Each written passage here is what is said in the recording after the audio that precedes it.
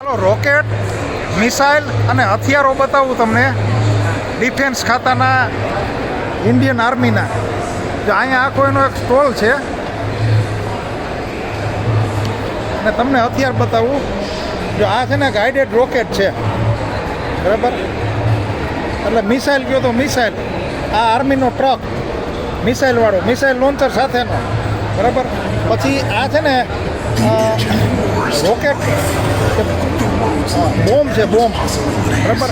આ મેઇન છે. આટલો ભાગ જ ઉપર અવકાશમાં જાય.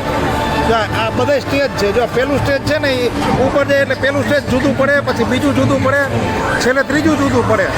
આ અણીને અવકાશમાં પહોંચાડવા માટે થઈને આવડા મોટા માળખા છે. જો એમાં અલગ અલગ ફ્યુલ આવે, સોલિડ ફ્યુલ આવે, લિક્વિડ ફ્યુલ આવે, પછી આ અલગ અલગ ફ્યુલ સેલ છે, બરાબર. પછી આ કંઈક અલગ પ્રકારની મિસાઇલ છે. મને એમ છે એ ટોર્પિડો લાગે છે, પાણીમાં છૂટે એ. પછી આ મિસાઇલ અલગ છે, હા, અણીવાળી છે. એમને માંગડી અડાડો તો લાગી જાય. આ ગાઈડેડ સેલ છે, અને જ્યાં જ્યાં ગાઈડ કરે ને એ બાજુ વળી જાય.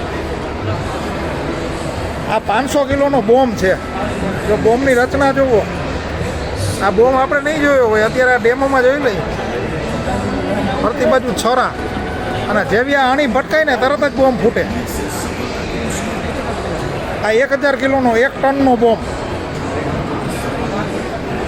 એમાં એમ છે, અણી ભટકાય ને એટલે ટ્રિગર લાગે અને બોમ્બ ફૂટે.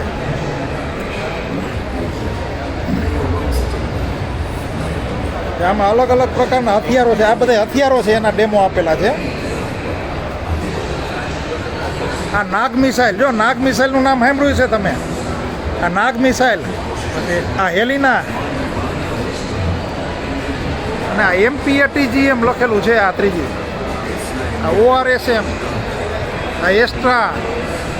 એના પછી આ નાની છે એ આકાશ, પછી NGRM, અને ઓલું છે એ વાયુસેનાનું પ્લેન છે, એનો ડેમો.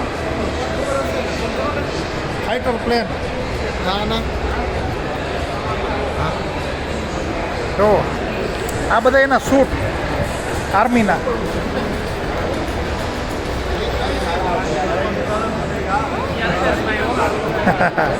મજામાં.